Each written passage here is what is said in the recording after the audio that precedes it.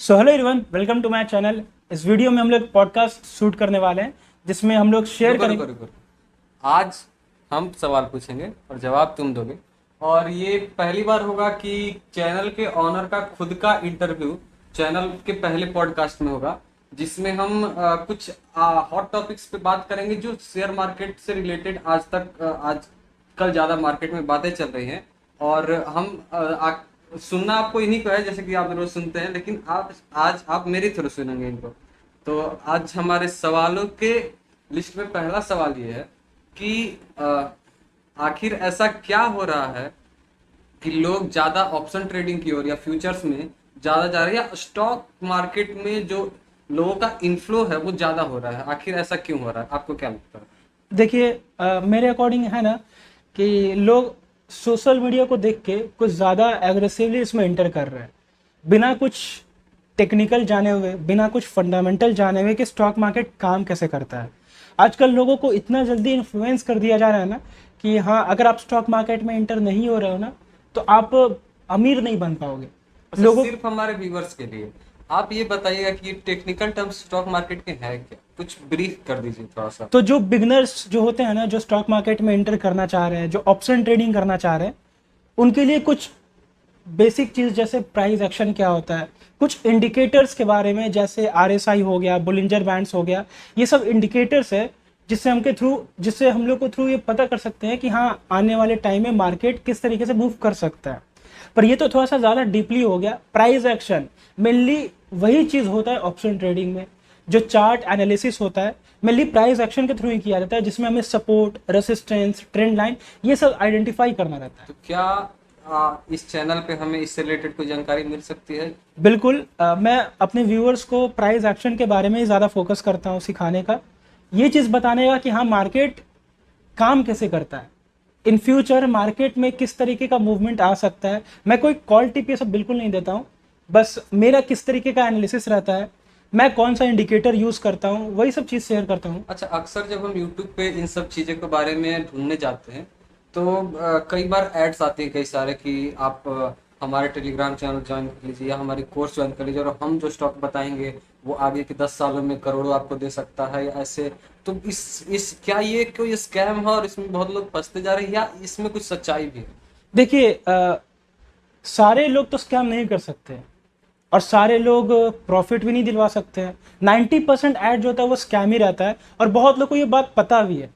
लेकिन कुछ जो ऐसे होते हैं ना, जो नए नए चाहते हैं, जो एग्रेसिवली कि हाँ भाई, अब मुझे पैसा कमाना है स्टॉक मार्केट से, क्योंकि ये बंदा कमा रहा है तो मैं क्यों नहीं कमा सकता हूँ।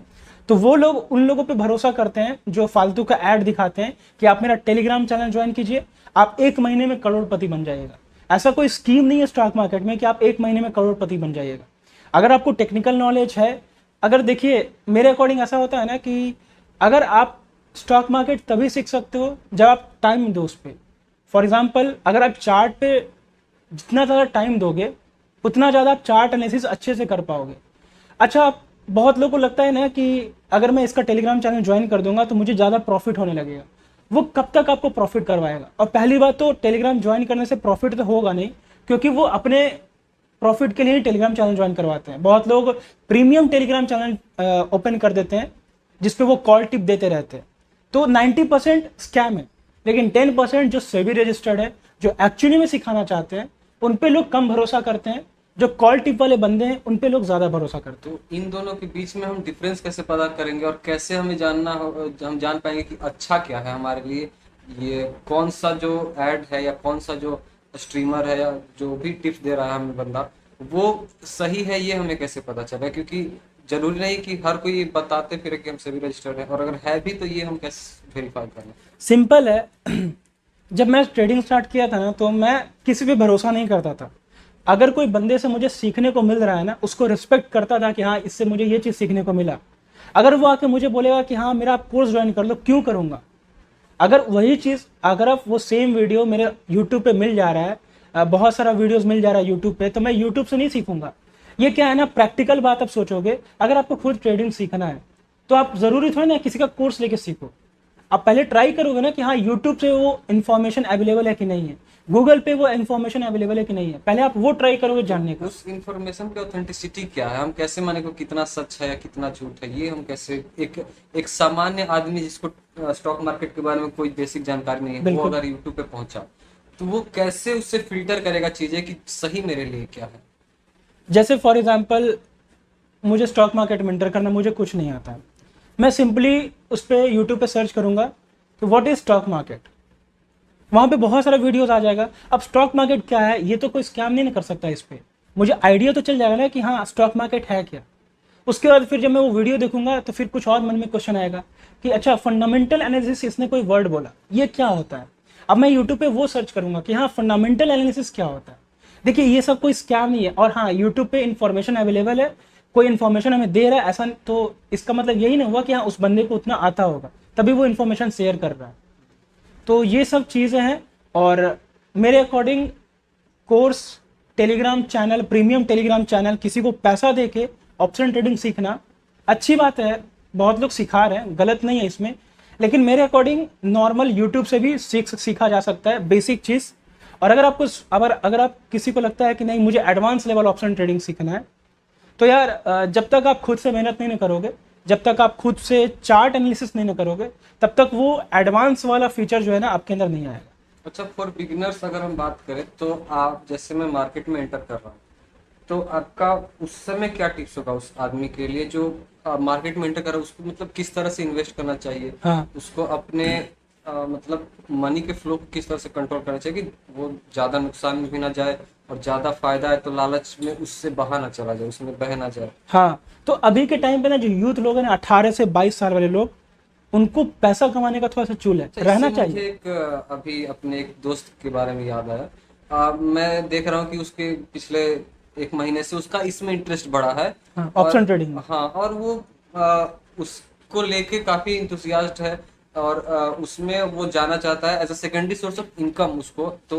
As a source of income अगर हम इसके बारे में करें तो मतलब हाँ वो जो बोला जाता है कि मुझे दिन का 1000 रुपया भी निकल जाए, हाँ, वो एनफ है मेरे लिए हो जाए एज अ स्टूडेंट। तो अगर मैं इसको साइड इनकम की तरह अगर देखूं तो इसमें क्या, इसको लेके मैं क्या कर सकता हूँ कि देखिए अगर मैं साइड इनकम के रूप में इसको यूज करना चाहूँ तो ये कितना बेहतर होगा मेरे लिए।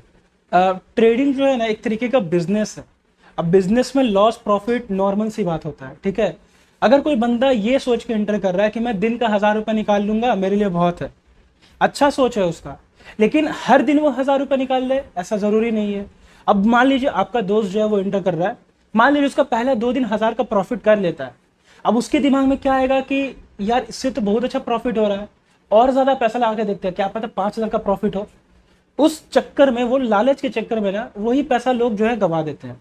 लोगों को लगता है ना कि एक्सपेक्टेशन बहुत हो जाता है मार्केट से कि हाँ यार इससे मैं तुरंत अमीर बन जाऊंगा या फिर बहुत ज़्यादा पैसा कमाने लगूंगा, एक नॉर्मल लाइफ जो मैं जी रहा था ना उससे बाहर निकल जाऊंगा, वो स्टार्टिंग का प्रॉफिट देख के। बहुत लोग एग्जाम्पल भी देते हैं कि मेरे एक दोस्त है, मेरे एक अंकल हैं, मेरे कोई जान पहचान के हैं जो ट्रेडिंग से लाखों कमा रहे हैं, तो उससे भी वो इन्फ्लुएंस होकर उस मार्केट में घुस जाते हैं इवन दो उनको ज्यादा जानकारी नहीं है उसके बारे में। प्रॉब्लम पता है क्या है? क्या ये रिस्क है बहुत बड़ा? हाँ बहुत बड़ा प्रॉब्लम पता है। अब जैसे मैं मान लो मैं पैसा कमा रहा हूँ, आप मुझसे इन्फ्लुएंस हो गए कि हाँ भाई ये 10,000 रुपये हर दिन कमा रहा है, तो आप मेरा मेहनत भी तो नहीं देखे हो कि हाँ इतना 5 साल मेहनत किया, 4 साल मेहनत किया, तब हम हर दिन 10,000 कमा रहे हैं। लोग वो नहीं देखते हैं, वो लोगों को लगता है कि यार हर दिन ये 10,000 कमा रहा है, हमको भी ये करना है। लोग मेहनत नहीं देखते हैं उसके पीछे कि हाँ ये सही में मेहनत कितना किया है, कितना उसको लॉस हुआ है, वो भी तो देखो कि स्टार्टिंग में वो कितना लॉस झेला है, तब जाके वो महीने का हर दिन का 10,000 5,000 रुपये कमा पा रहा है।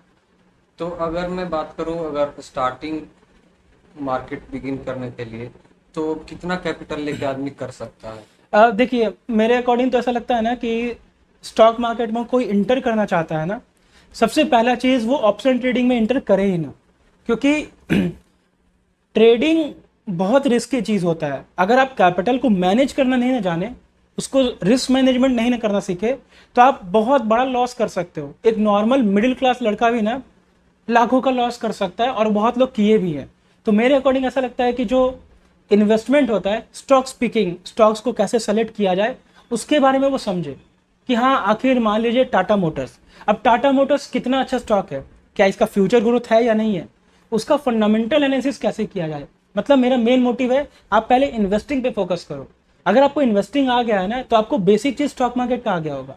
फिर आप धीरे धीरे टेक्निकल पे जाओ कि हाँ ट्रेडिंग क्या होता है, इंट्राडे क्या होता है, स्विंग ट्रेडिंग क्या होता है, आप इन सब पे कोशिश करो। फिर धीरे धीरे आप ऑप्शन ट्रेडिंग में आओ। ऑप्शन ट्रेडिंग पता चलेगा कि ये कॉल पुट क्या होता है, प्राइस एक्शन क्या होता है। तो एक स्टेप बाय स्टेप अगर कोई इंटर करेगा स्टॉक मार्केट में, तभी वो पैसा बन सकता है। ऐसे सीधा ऑप्शन ट्रेडिंग में आप इंटर करोगे, स्टार्टिंग में प्रॉफिट हो सकता है, लेकिन अगर आप नॉलेज नहीं है आपके पास तो फिर दिक्कत होगा बाद में। तो क्या आपके पास कोई ऐसा एग्जाम्पल है जिसमें आपके किसी बताए लोगों को कुछ फायदा हुआ, या आपसे इन्फ्लुएंस होकर कुछ लोग आए और उनको कुछ फायदा हुआ है? क्या आपके व्यूवर्स में कोई है जो आपको देख के इंस्पायर हुए और वो कुछ मार्केट में अच्छा कर रहे हैं अभी? अब देखिए इतना आइडिया तो नहीं है, पर जब मैं स्टार्ट किया था ना ये वीडियो बनाना ऑप्शन ट्रेडिंग से रिलेटेड, तब मेरे पास 3-4 हज़ार कैपिटल रहता था। 3-4 हज़ार से ट्रेडिंग करता था और लगभग 6-7 महीना में 4-5 हज़ार से ट्रेडिंग करते रहा। तो मुझे मुझे प्रॉफिट भी उसके बेसिस पे ही होता था, 300, 400, 500, और लॉस भी मैं उसी के तरीके से लेता क्या था। आप उस प्रॉफिट से खुश थे? कोई क्योंकि अच्छा। 300-400 का प्रॉफिट बड़ा नहीं है, अगर कैपिटल के हिसाब से देखें तो परसेंटेज अच्छा हाँ। लगता है, लेकिन वो उससे मतलब आप as a income satisfied. Source भी उसको यूज नहीं कर तो सकते हैं। हाँ, तो मुझे पता था ना कि हाँ अगर इसमें मैं बड़ा कैपिटल लेके आ जाऊँ, मान लीजिए मेरे पास 20 हज़ार में लेके आ गया, अब मैं उसे ट्रेडिंग करने लगा स्टार्टिंग से ही, तो लॉस होने का चांस ज़्यादा रहेगा। मुझे वो पता था, प्रोबेबिलिटी लॉस होने का चांस ज़्यादा रहेगा, क्योंकि मुझे उतना नॉलेज नहीं है, एक्सपीरियंस नहीं है, सही जगह पर एंट्री एग्जिट कैसे किया जाए वो आइडिया नहीं था। तो अगर मैं 3,000-4,000 से ट्रेडिंग करूँ, अगर मैं एक दिन में सारे कैपिटल ही लॉस कर दिया, फिर भी 3-4 हज़ार रुपये सह सकता था। मैं उतना ही कैपिटल यूज़ करता था जितना मैं लॉस सह सकता था। ठीक है, ताकि मुझे मार्केट को समझना था कि ये काम कैसे करता है। चार्ट बन रहा है तो किस तरीके का चार्ट बन रहा है, किस तरीके का पैटर्न बन रहा है, मुझे कुछ आइडिया नहीं था। तो अगर मैं स्टार्टिंग से ही 20-25 हज़ार 50 हज़ार से ट्रेडिंग करने लगता तो यार लॉस बहुत हो जाता, और मेरे पास उतना कैपिटल भी नहीं था। अच्छा, ट्रेडिंग सिखाने को लेके कई सारे, अगर हम यहाँ पे पटना की ही बात करें तो कई सारे इंस्टीट्यूट खुले बैठे हैं, और रिसेंटली मैंने आपके एक वीडियो में देखा आपने के पास जाके विजिट भी किया। तो आपको क्या लगता है वो उनके पास जाना या उनसे सीखना कितना सही रहेगा? अब देखिए ऑफलाइन ट्रेडिंग जाकर सीखना थोड़ा सा ट्रस्टेबल नहीं लगता है, क्योंकि मैंने जब उनसे जाके पूछा ना कि क्या आप इंटर करते ही मैंने पूछा कि क्या आप सेबी रजिस्टर्ड है कि नहीं है, तो उनका मुंह बन गया। क्योंकि नॉर्मल लोग वो जाके नहीं पूछेंगे, जिनको आइडिया नहीं है वो जाके नहीं पूछेंगे। ठीक है, वो लोग बस जाएंगे कि हाँ मुझे स्टॉक मार्केट सीखना है। अब स्टॉक मार्केट सीखने के लिए मैंने जब कोर्स का प्राइस पूछा, तो उन्होंने सिंपली बोला कि 30,000 रुपया 4 महीने के लिए, लेकिन आपको डिस्काउंट करके 15,000 में मिल जाएगा। और वो 4 महीने में क्या, हफ्ता में केवल संडे को वो सिखाएंगे। तो मैंने बस सिंपल पूछा कि ये 16 दिन में आप बेसिक से एडवांस पूरा सिखा दोगे? तो उन्होंने बोला कि हाँ सब कुछ, टेक्निकल एनालिसिस सब कुछ, जो कि पॉसिबल नहीं है। तो क्या आपको ये 15,000 दे के सीखना फिजिबल लगता है? नहीं नहीं, बिल्कुल नहीं। उससे ज़्यादा ज्ञान यूट्यूब पे पड़ा है यार। यूट्यूब पे इतना अच्छा से सिखाया गया। अगर टेक्निकल एनालिसिस ही सीखना है, यूट्यूब पे बहुत अच्छा वीडियो पड़ा हुआ है। ठीक है, लोग बस ट्राई नहीं करते सीखने का। लोगों को लगता है कि हाँ वो मुझे कुछ बोले, वो मुझे कॉल टिप दे, मैं बस वहाँ पे एंटर करूँ, मेरा पैसा बन जाए। अच्छा, पैसे बनाने की बात करते तो क्या आप ये हमारे व्यूवर्स को रिवील कर सकते हैं कि आपने अब तक कितना पैसा बनाया? कितना पैसा बनाया है उतना तो नहीं, पर देखिए क्या है ना, एक आइडिया हो जाता है ऑप्शन ट्रेडिंग से करते हुए। मैं पिछले 1 साल में मैं खुद अपने व्यूअर को बताया था कि 40-50 हज़ार 60 हज़ार के लॉस में था। अभी 1 से 2 महीना के बीच में कुछ अच्छा प्रॉफिट हो रहा है, लॉस भी हो रहा है उसी के अकॉर्डिंग, लेकिन प्रॉफिट हो रहा है। लेकिन ओवरऑल मेरा पीएनएल जो है वो थोड़ा सा पॉजिटिव में आ चुका है। अब वो थोड़ा सा पॉजिटिव कितना हुआ है, तो वो उतना भी प्रॉफिट नहीं हुआ है, उतना भी प्रॉफिटेबल नहीं हुआ है कि मैं एक प्रोफेशनल ट्रेडर खुद को कहने लगूं। अच्छा, बहुत लोग कई जगह सोशल मीडिया प्लेटफॉर्म से देखते हैं कि ट्रेडिंग करके लग्जरी कार्स खरीद ली, बंगलो खरीद लिया और काफी लेविश लाइफ जी रहे हैं। तो क्या ये पॉसिबल है? पॉसिबल है, लेकिन दिखाना है क्यों यार? आप मान लो ट्रेडिंग करते हो, आप खुद ट्रेडिंग करते हो, अगर आपके पास सच में इतना पैसा है तो दिखाने का क्या है जरूरत? और मे भी इससे लोगों को इंस्पिरेशन मिले कि इंस्पिरेशन, ट्रेडिंग से भी आप अच्छा लाइफ जी सकते हैं। बहुत लोग का थॉट होगा ये चीज़, मेरा थॉट नहीं है। अगर मैं मान लो मेरा आज 1 लाख का प्रॉफिट हो गया, ठीक है, मैं बताऊंगा कि हाँ मुझे 1 लाख का प्रॉफिट हो गया, लेकिन रीजन भी बताऊंगा कि हाँ इसमें कितना रिस्क मैंने लिया था, कितना लॉस मैं इसमें ले सकता था। अगर 1 लाख का प्रॉफिट हो तो मेरा 20,000 का लॉस भी रहता उसमें। तो अगर ठीक है ना। मैं ट्रेड लेके चलो, तो मान लीजिए मैं 1 लाख के कैपिटल से ट्रेड कर रहा हूँ, तो मैं सबकॉन्शियसली क्या सोच के चलूँ कि मुझे कितना तक का लॉस सह सकता हूँ मैं? हाँ, तो मेरा बस एक छोटा सा रूल है। जैसे मान लीजिए मेरे पास 1 लाख का कैपिटल है, आप जैसे बोले आपने पास 1 लाख का कैपिटल है, आप उसे ट्रेड कर रहे हो, तो मैं क्या करता हूँ कि मैं पर डे परसेंटेज के बेसिस पे डिवाइड कर देता हूँ कि हाँ अगर मुझे 5-6% का लॉस होगा आज, तब मैं ट्रेडिंग बंद कर दूंगा, चाहे वो 1 ट्रेड में हो, 2 ट्रेड में हो, 3 ट्रेड में। ठीक है, मान लीजिए तो 5-6% कितना हो गया, 5-6 हज़ार का लॉस 1 लाख पे। तो अगर मैं पर डे एक 5-6 हज़ार 7 हज़ार का लॉस करता है, उस दिन मैं ट्रेडिंग बंद कर देता हूँ। अब उसके बाद मार्केट किसी भी तरीके का रिएक्शन दे, क्योंकि बहुत सारे लोगों को लगता है ना कि भाई अगर आज मैं ट्रेड नहीं किया ना तो वो अपॉर्चुनिटी मिस हो जाएगा। मार्केट हर दिन अपॉर्चुनिटी देता है, लेकिन वो लोगों को लगता है कि नहीं, जो लॉस हुआ है उसको आज ही रिकवर करना है। और रहा बात प्रॉफिट का, तो मैं प्रॉफिट ऐसा नहीं, एक्सपेक्टेशन नहीं रखता हूँ कि हाँ 1 लाख से ट्रेड कर रहा हूँ तो आज मुझे 40,000 50,000 का प्रॉफिट हो जाना चाहिए।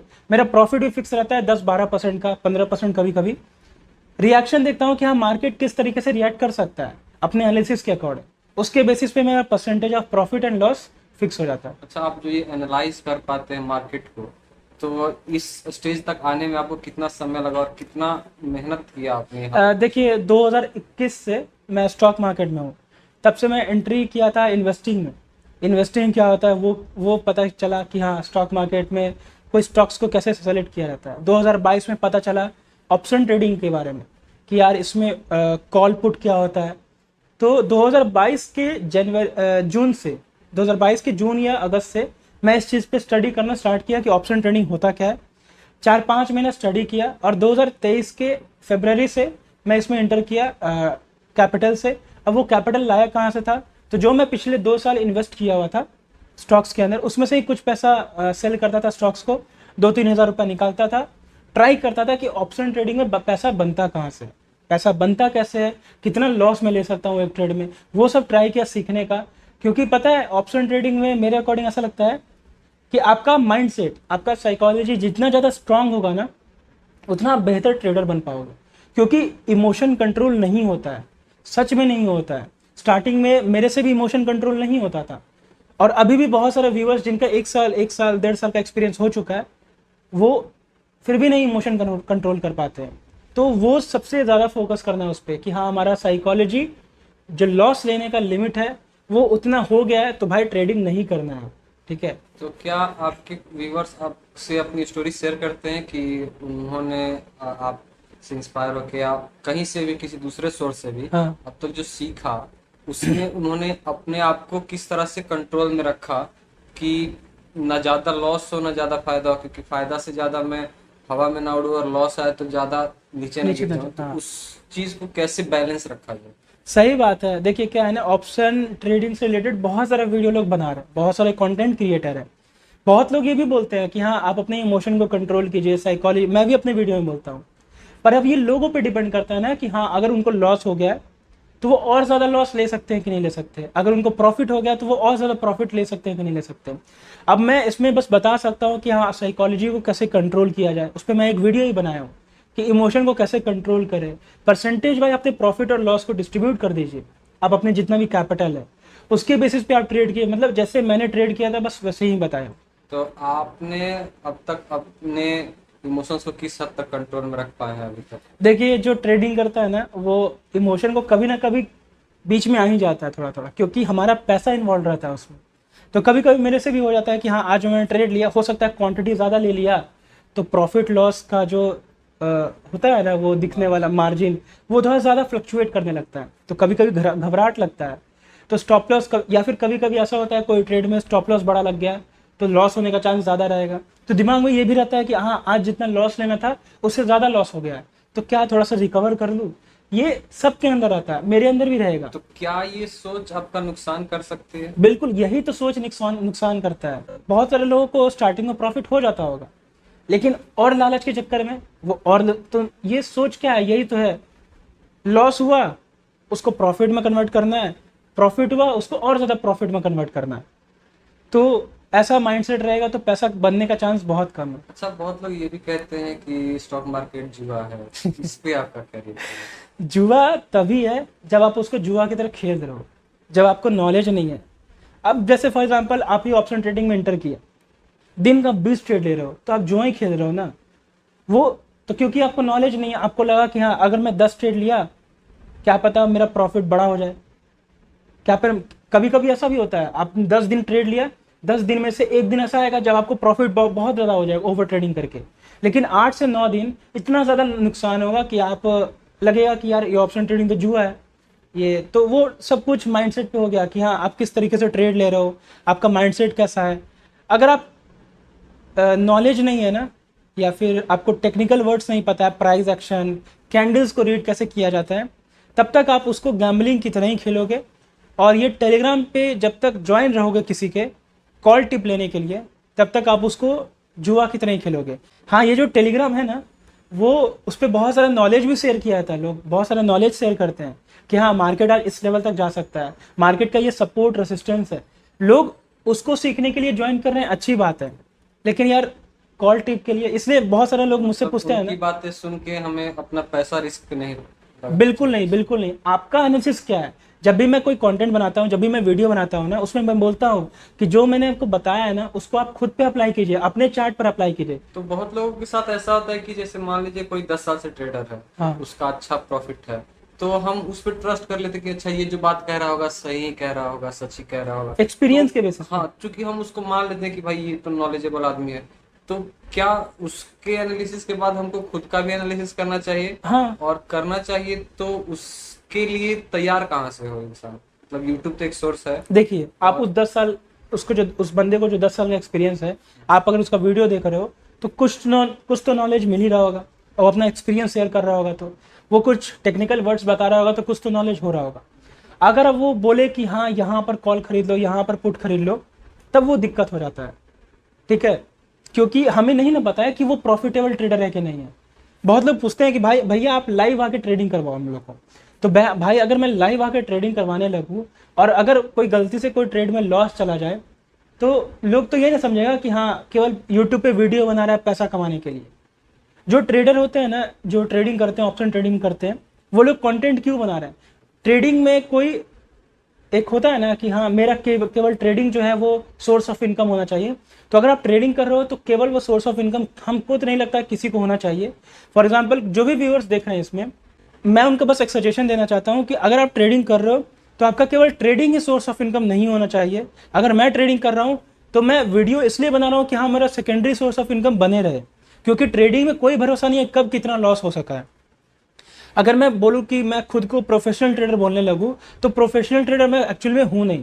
मैं खुद ट्रेडिंग अभी सीख रहा हूँ, मैं समझ रहा हूँ और भी चार्ट देख रहा हूँ। ठीक है, और 1.5 साल 2 साल का एक्सपीरियंस जो होता है ना, उतना मायने नहीं रखता ट्रेडिंग में।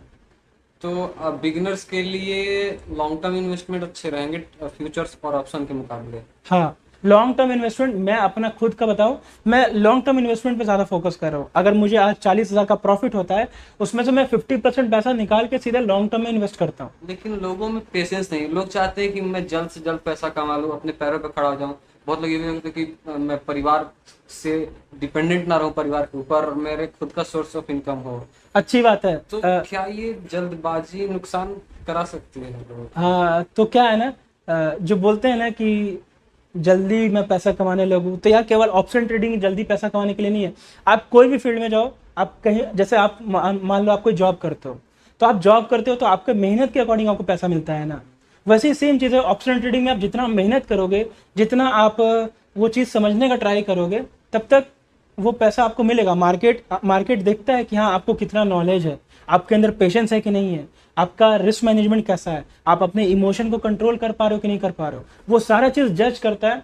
फिर आपको एक सक्सेसफुल ट्रेडर बोल दो या फिर एक लॉयल ट्रेडर बोल दो कि हाँ आप उसके लिए फिर रेडी हो गए पैसा बनाने के लिए। लेकिन वो कैसे बनता है लोग, वो जब तक लॉस को झेलेगा नहीं ना, जब तक वो लॉस करेगा नहीं और अपने लॉस से सीखते नहीं ना रहेगा, तब तक वो कभी उस तरीके का ट्रेडर नहीं बन सकता। जब बहुत लोग इस ट्रेडिंग को सक्सेस का बैकडोर एंट्री भी मानते हैं, तो वो भी तो एक तरह से रिस्की है, क्योंकि हम चाहते हैं कि कोई शॉर्टकट के थ्रू निकल जाए ट्रेडिंग से। क्योंकि बहुत लोग दिखाते हैं ना कि ट्रेडिंग से मैंने ये कर लिया, ये खरीद लिया, ये तो सबसे मतलब मैं तो अपने एक दोस्त का ही एग्जांपल अभी लूंगा, तो वो इसको लेके बहुत ज्यादा Excited है। बहुत ज्यादा एक्साइटेड और सोचता है कि जल्द से जल्द जितना हो सके मैं उसको जल्दी सीख लूं और जल्दी कमा लूं। हाँ, तो ये तो जल्दी ये होने वाला, जल्दबाजी नुकसान जल्दबाजी हमेशा नुकसान होता है। मान लो आप कोई बिजनेस स्टार्ट किए, अब आप बिजनेस में सोच रहे हो कि पहले दिन ही मुझे 100% का प्रॉफिट हो, 200% का प्रॉफिट हो।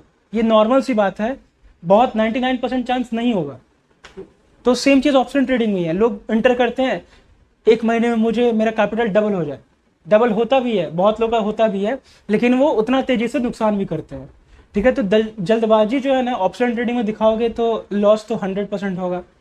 जैसा मेरा एक्सपीरियंस है, जितना भी मैं बोल रहा हूँ ना, मैं सब कुछ ट्राई करके देख चुका हूँ। हाँ, मैं अपने बारे में एक बार बता देता हूँ कि हाँ यार, अभी तक मैं वैसा प्रोफेशनल ट्रेडर नहीं बना हूँ। मेरा पीएनएल लाखों में प्रॉफिटेबल नहीं है, कॉस्ट टू कॉस्ट या फिर थोड़ा सा पॉजिटिव में आ चुका है, लेकिन ऐसा नहीं है कि मैं प्रोफेशनल ट्रेडर बन चुका हूँ। लेकिन हाँ, एक्सपीरियंस हो चुका है कि यार मार्केट में लॉस कैसे होता है। जब मैं जर्नल एंट्री लिखा था, तो मैं एक महीने का देखा था, तो मैं देखा था कि लॉस किस रीज़न से हो रहा है, ओवर ट्रेडिंग की वजह से। दिन का 10 ट्रेड, दिन का 8 ट्रेड, 10 ट्रेड, 15 ट्रेड ऐसे लेता था। ट्रेड लेने को लेके आपके क्या टिप्स है कि एक आदमी को कितनी ट्रेड तक रुक जाना चाहिए? हाँ, तो फॉर एग्जांपल मैंने आज पहला ट्रेड लिया, पहला ट्रेड में मान लीजिए 500 का लॉस हुआ। दूसरा ट्रेड लिया, उसमें भी 500 का लॉस हो गया। क्या मेरा लॉस का लिमिट जो है वो कंप्लीट हो चुका है, या फिर क्या मैं और लॉस ले सकता हूँ अपने कैपिटल से? वो मैं देखता हूँ कि हाँ, मेरा आज इतना कैपिटल, मान लीजिए 40,000 से ट्रेडिंग कर रहा हूँ, तो 4,000 का लॉस ले सकता हूँ। तो कोई लॉस लेना ही क्यों चाहेगा? सब तो चाहेंगे प्रॉफिट को। हाँ, तो अगर कोई ट्रेड में एंट्री करते हो तो आपका 100% स्ट्रैटेजी तो नहीं है कि हाँ, जो मैं स्ट्रैटेजी यूज़ कर रहा हूँ वो 100% एक्यूरेट है।